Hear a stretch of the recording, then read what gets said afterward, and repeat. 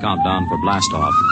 X minus 5, 4, 3, 2, X minus 1, fire.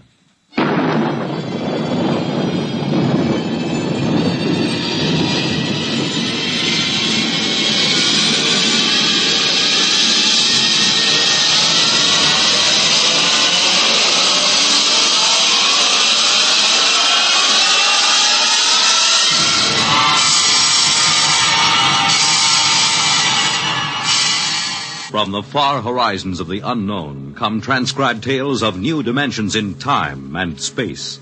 These are stories of the future, adventures in which you'll live in a million could-be years on 1,000 maybe worlds.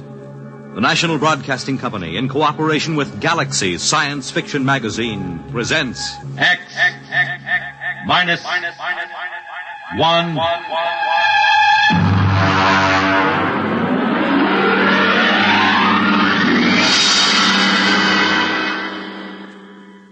Tonight's story, $1,000 a Plate by Jack McKenty.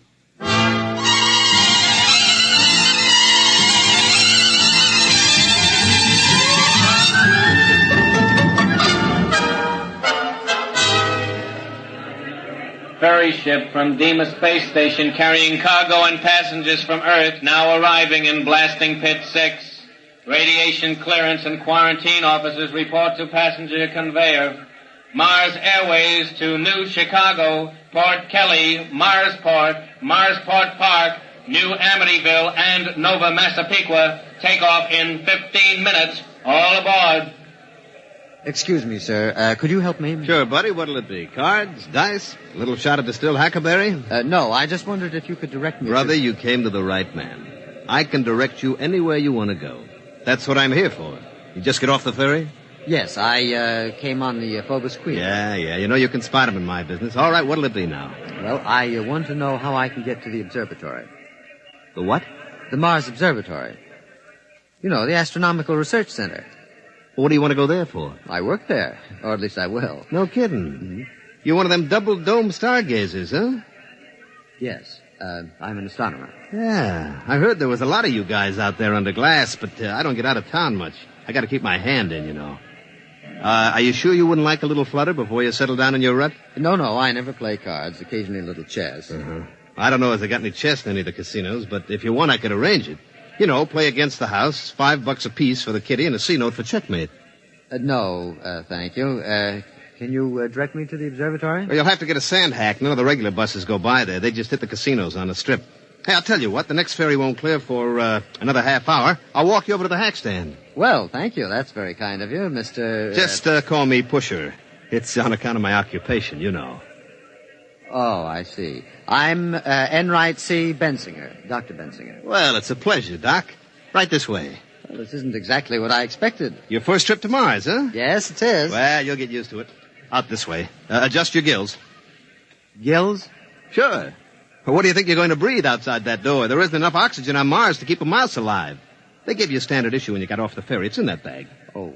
Yes, I'm afraid I was reading when they explained it. The quarterly journal from the Harvard Observatory, you know. Hmm? Oh, yeah. I never miss a copy. Now, look, you put the nose clip in, see, and crack the valve. This way it compresses enough air to keep you going. Okay? All right, let's go. It's cold. Sure, it's cold. Sand hacks are right up the street there. Beautiful. All the colors in the sky. I am surprised, though, in an atmosphere this thin, the sunset shouldn't be as spectacular. That ain't the sunset, Chief. That's the new sign on top of the Canal Casino. Right there behind you, see? Fun. Yeah, but if you want a square shake with the dice, you go to Harry Harvey's place, the Red Sands Hotel. I suppose the seeing is excellent. You're telling me. You know, he's got a line of girls like you never see nowhere else. Oh, I'm afraid I meant astronomical seeing. The telescopes, you know. Hey, you got an idea there. Telescopes. What's that? Nothing. Fireworks. It's a Mardi Gras. The what? Mardi Gras. You know, big party all over town. Parades, costumes, liquor, fireworks, gambling. You know, big celebration. Well, what's the occasion? An eclipse of the 2 moons. Oh, but that occurs very frequently. Oh, sure. You'd be surprised how much a Mardi Gras ups the take on the strip. Well, Here the sand hacks, and look, don't let them hackies charge you more than $15 for the trip. Just tell them you know me. Just tell them Pusher sent you.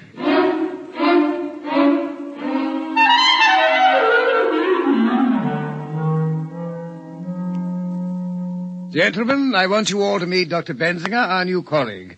These are Doctors Fitz, Spiegel, Ortney, and Klein. I'm sorry to introduce you to our team at such a critical moment, but our situation is rather desperate. I'm afraid I don't understand. Spiegel, show Dr. Benzinger your plate. Here, just look at this. Just look. It took me 8 weeks working with the computer to plot this plate, and look. Look! It seems fogged. These streaks, I don't believe I've ever seen them on an astronomical photograph before. What are they? Skyrockets, that's what they are. Skyrockets. Morton, I tell you that they fired them in our direction on purpose. All right. Calm down, Spiegel. Calm down. Do you realize that it will be 12 years before this particular conjunction can be photographed again? Morton, you've got to do something. Couldn't you write a little note to the Chamber of Commerce and ask them to eliminate the fireworks? We've written a note every time a small boy lets off a Roman candle, and it was no use. I tell you, they fire them this way on purpose. I'm afraid that's true. The other directions around town are either oil refineries or homes of the casino owners. I don't suppose there's any chance of moving the observatory, then, out into the desert. My dear Dr. Benzinger, we'd have to bring in crews to tear it down, other crews to move it and set it up, not to mention breakage and replacement, which would involve more freight from Earth at $7.97 per pound, dead weight. As it is, the immense costs add up to a staggering total. Do you know what a single photographic plate costs us, counting overhead? $1,000. Well, then what is the answer? Another letter to the town council, I suppose. Let me write it this time, Dr. Morton. My grandmother used to have several rather picturesque phrases which I believe I could translate. No, Spiegel. Dignity, remember? We are an adjunct of Harvard University. Dr. Spiegel, I shall ask you and Dr. Benzinger to accompany me in person to the town council. Surely they cannot turn down a rational request in the interest of science.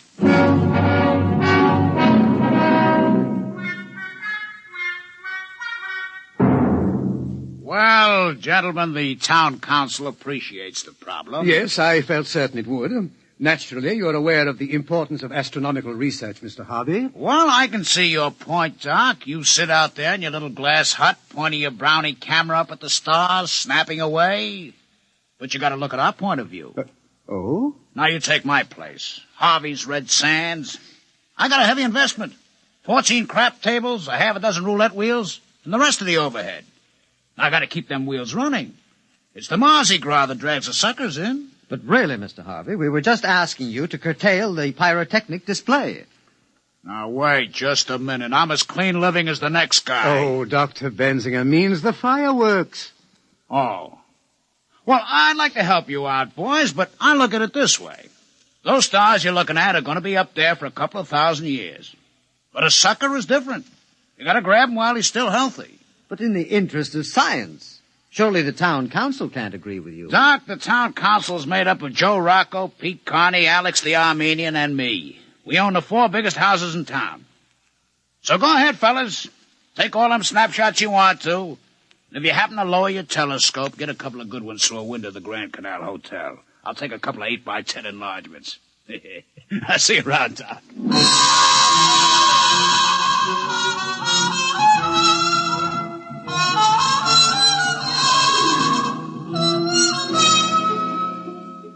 Well, I'm afraid the town council was no help. They just remain insensible to reason. Well, I'm afraid the only thing those gentlemen understand is money. My dear Dr. Benzinger, the smallest bet allowed in Mr. Harvey's establishment is approximately the same as your monthly salary.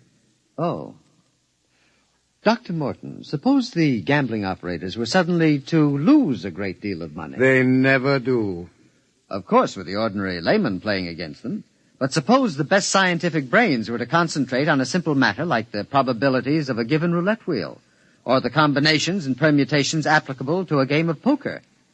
We could put the main computer on it. Doctor, are you seriously suggesting... Well, I think he's got a point. If we could give those casinos a shellacking, they might stop the fireworks just to get rid of us.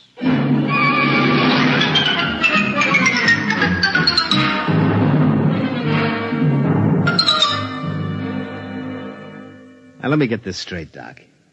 All you eggheads up there made up a kitty to get into a crap game? Well, that's right.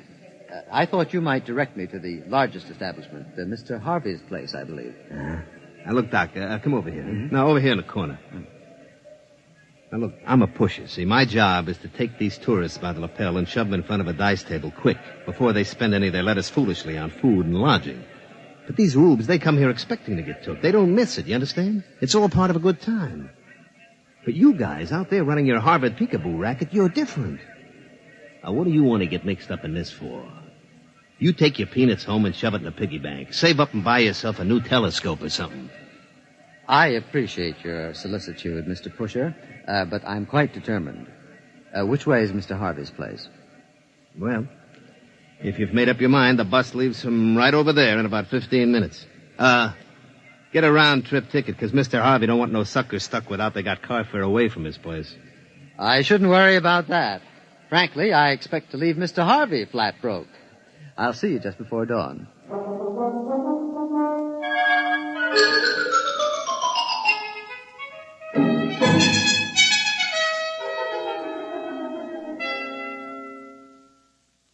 I don't understand it. I just don't understand it. But what happened? Luckily, a certain Mr. Pusher was generous enough to lend me $15 for a sand hack. Otherwise, I would have had to walk. Well, that was rather decent of him. Well, not exactly. He said he gets a percentage when he pulls in a ripe chump. You mean it's all gone? Every dollar. I just can't understand it. I kept careful notes. I followed the formula that was worked out by the computer. I calculated the odds by slide rule, carrying them to the 4th and 5th decimal place. I just can't understand it. Mr. Pusher said that I had a frigid digit. A what? A cold finger. I gather that's the opposite of a hot hand. But according to the games theory as outlined in the last International Congress of Theoretical Mathematics... Unfortunately, at the last Mathematical Congress, they weren't trying to make a 4 the hard way. There they go again, skyrockets. I was hoping to get at least 3 plates in before they started. And the crushing blow occurred when Mr. Pusher offered to sell me my horoscope. No. Yes. Oh. He said anyone was a fool to get into a dice game if the stars weren't right. Now, there's an example of what we're up against. Medieval superstition existing side by side with hydrozyne rockets and nuclear space drive. Shocking! I'm not so sure. Might be a good idea. Dr. Morton sent for the staff psychiatrist. Benzinger has scratched his reflector. No, gentlemen. Pusher was right. Every man who's going to gamble should have a horoscope. It's very important to know what the stars say. What are you talking about? And where on Mars is the place best equipped to tell you what the stars say? Oh, no. Dr. Benzinger. Gentlemen, I tell you, it may be a stroke of genius.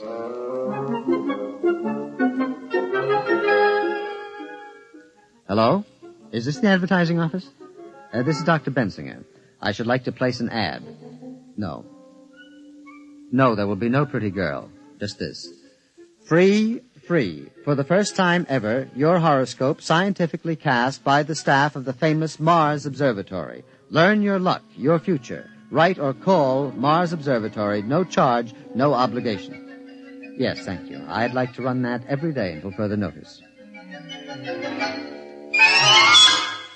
Pusher, Yeah, Mr. Harvey. did you do like I said? Yes, sir. I went out to the observatory just like you told me. You know, I had to share the sand hack with 5 other guys. I understand the bus company's putting a route out there. A big crowd, huh? Sure, Mr. Harvey. You know, them horoscopes they're giving there, the only thing on Mars that don't cost the tourists any money. All right. What happened? Well, when I got out there, there was this Doc Benzinger, you see, all dressed up in a dunce cap with stars on it or something, in a big robe. They showed us all around the place. You never saw telescopes as big as that. All right. Skip the travel line. All right, well, finally they took my name and my birth date, my collar size, and they run it through this computer. You should have seen that thing. Lights and bells. I'm telling you, it looked like the biggest pinball machine you ever saw. I kept waiting for it to tilt. The horoscopes. Yeah, well, they give it to me finally. I mean, the first couple of pages is the ordinary bourgeois about the sun and the moon and the stars. But on the 4th page, that's the kicker. What'd it say? Well, it said that I'd be real lucky at most of the gambling places, but I'd lose my shirt at... boss, you're not going to like this. Go ahead. I'd lose my shirt if I played at Harry Harvey's place. Pretty shrewd. You know, for a bunch of scientists, they're pretty smart. That isn't going to work. Who in his right mind is going to pay attention to a lot of hooey like that? Sure, Mr. Harvey. Can I go now? What's your hurry? Well, I'm going over to Purple Flamingo to play a little poker. I mean, after all, they say I'll be lucky any place but here. I mean, you can't argue with science.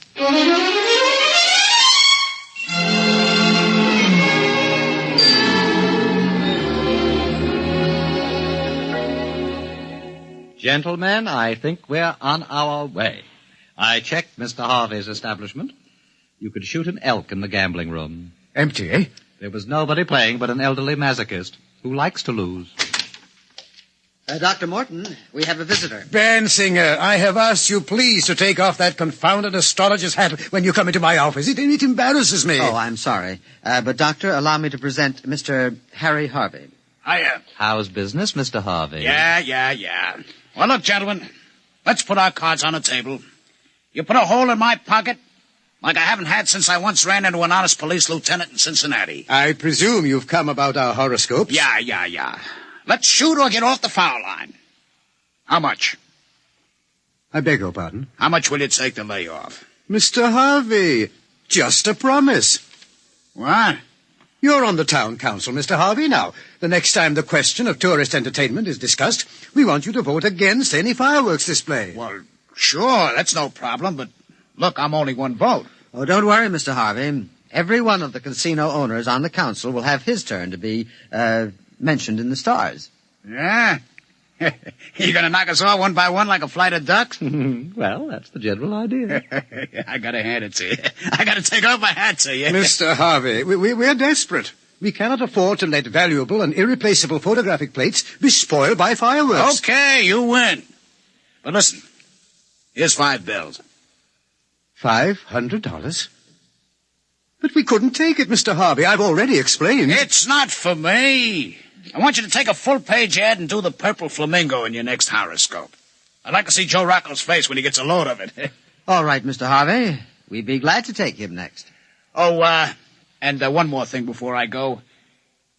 Can I look through the telescope? I never looked through one before.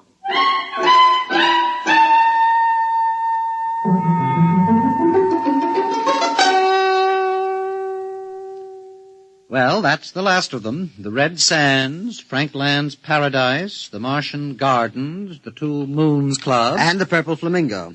Dr. Morton, we've got them all. There will be a meeting of the town council a week from now, and after that, no more fireworks. All those beautiful stars and nebulae and not a misbegotten skyrocket to stand between us. Oh, it's beautiful. Gentlemen, I have some news for you. You have? I am in receipt of an interplanetary radiogram from our parent organization, the Harvard Observatory. Are they going to send the new mass spectroscope? Please. Morton, Earth newspapers carrying accounts of horoscopes published by your organization. Very unscientific. Harvard Board of Overseers aghast. Must stop at once. Find other solution. Signed, L.K. Bell, Director. Well, I thought Thursday was the regular day for personal message delivery. It is. Oh, Mr. Harvey. I asked Mr. Harvey to wait in the washroom. He brought the message down. Well, sure. All of us have contacts in the radio office. We can get a hold of messages a couple of days before they're clear. Did you come down to gloat over our misfortune, Mr. Harvey? No. You got my promise to help you boys, and I'll stick by you. But the rest of them, well, it's tough, fellas, but business is business. I'm afraid the fireworks will go on as usual. Thank you, Mr. Harvey. Look, what would happen if you brought all the boys out here, showed them around, and then you could offer to name a star after them or something? I'd sure like to be able to point in the sky and say, that's Harvey's star. Well, Mr. Harvey, I'm afraid any stars worth looking at with the naked eye already have names. Besides, Harvard Observatory wouldn't stand for this idea either. It would make as much sense to them as you naming a poker chip after me. But, Dr. Morton, we've got to think of something. We tried rigging up a photoelectric cell. It closes the shutter when a rocket goes up, but it cuts the exposure time too much. But if we can't get these plates, we may not be able to duplicate them for years. Why, right now they're preparing the first trip to a newly discovered planet. And the work of the observatory is necessary to ensure the success of that trip. Now, surely your colleagues will realize that, Mr. Harvey. The future of the human race is at stake. Doc, the only race those jokers are interested in takes place at Tropical Park. Look out there. They're starting the fireworks. All of them heading this way again. No. It's nothing personal. It's just that if we point them any other way, they're likely to splash people. Or maybe set something on fire. You mean if the rockets misfired and get the tourists all wet, there would be trouble? Oh, sure. You couldn't have that. A guy with wet pants ain't going to stand around no crap table for hours. Mr. Harvey, do you really want to help us? Well, sure. I promised, didn't I?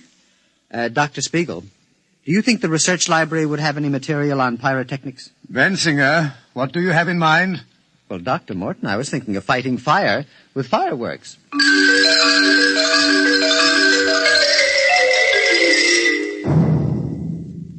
Careful with that match, Harvey. Oh, don't worry. With the oxygen around here, you need a blowtorch to light a cigarette. Have you got the rockets ready, Dr. Bensinger? Well, here they are in the launching racks. I've got all my instruments, compass, a clinometer, an azimuthal radioscope, and a blowtorch. Well, what are we waiting for? Spiegel. He's bringing the calculated trajectories from the computer. Say, I don't know if I like this. What if they miss? Or they go off too soon or something? Oh, nonsense, Mr. Harvey. You forget. We're scientists. Here are the figures, Bensinger. We double-checked them on the master computer. All right, then, let's go. They'll be starting the official fireworks any minute. Azimuth 360.3570. Check. Elevation 49.3740. Check. That's corrected for wind, velocity, temperature change, and magnetic eddy currents. Are you sure you guys know what you're doing with them skyrockets? Don't worry, Mr. Harvey. They're going to explode in the Grand Canal and get everybody in the Canal Casino all wet. You shouldn't object. After all, it's your competition. Coming up to 0 hour, Bensinger. Light the torch. 5 seconds. 4, 3, 2, 1. Fire. There they go. Oh, interesting effect. The purple color. Oh, do you like it? Yes. That was my idea. Radioactive fluorides. They're up over the town now. Hey, one of them's beginning to wobble. Oh, I can't understand that. The computer was absolutely certain. It's going over the south of town. The other one's tracking correctly on the radar. It'll hit the Canal Square. Yeah, but look, the purple one. There it goes. It hit. Looks like it's starting a fire. Hey, must have hit somebody's house. Hey, you can see it now.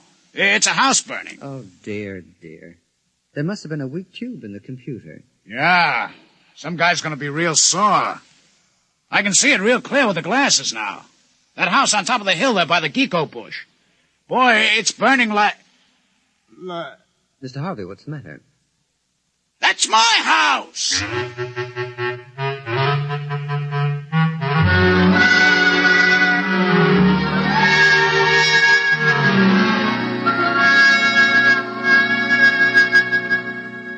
Dr. Bensinger, I've called you in to read a letter that I've written to Mr. Harvey. Oh, do you know his address? I believe he's staying at his gambling establishment.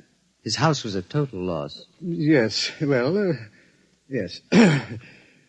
This has been a very difficult letter for me to write. I believe the letter is academic, Dr. Morton. Mr. Harvey is outside. Oh, he is? With 2 very large gentlemen with bulging pockets. Oh, dear. I don't know what to say. Well, Mr. Harvey, what a surprise. You 2 apes wait outside. Now, Dr. Morton, about those fireworks. I want you to know I believe in direct action. I don't like fiddling around. Well, of course not. Like the time I had some trouble with a bottom dealer from Luna City. I didn't fool around. I sent him back to the moon in a cargo rocket. With no air. How interesting. Now, about your problem. I assure you, we apologize. Apologize? That's great. I just remembered I left a few plates in the bar. I don't go away, Doctor. You're in on this, too. No, there wouldn't be room. Not for 2 of us. What are you talking about? Well, in a cargo rocket, especially without air. What? I'm trying to tell you. The council voted against fireworks. No, as a matter of fact, I have a very bad sinus, and no air would definitely... What? Oh, sure. We decided anything that could burn down an honest citizen's house was too dangerous. Very civic-minded, that council. But I don't understand. I kept my promise. I said I'd help you, and I did. Well, I'm terribly embarrassed. We were trying to get a collection among the staff to help you pay for your loss, but I'm afraid the total assets of the observatory wouldn't reconstruct your garage. Yeah. But we held a staff meeting, and we decided on a more permanent kind of remembrance. Mr. Harvey, on this photograph, you see this trail? This bright trail? Oh, one of them skyrockets again? I'm sorry, Doc. It won't happen again. No. This is no skyrocket. It's a comet. It will be quite bright for several months. And we've decided to call it Harvey's Comet. Harvey's Comet? Hey, that's real nice. Harvey's Comet. Hey, Doc, you put me on top of the world. Them boys at the Canal Casino boasting about their new sign. But me, I got a comet. Harvey's Comet. Why, every sucker on Mars will see it every night. It's the best advertisement since they wrote 7 down across the face of the moon. Well, I'm glad that you're pleased. Well, as a matter of fact, Doc, I kind of heard about it in advance of one of your boys. You named the comet after me? Okay. I brought something for you. Here. What is it? A poker chip from my place. Go ahead, read it. Harvey's Club. Dr. Morton's poker chip. 5,000. That's dollars, Doc. Don't spend it all in one place. You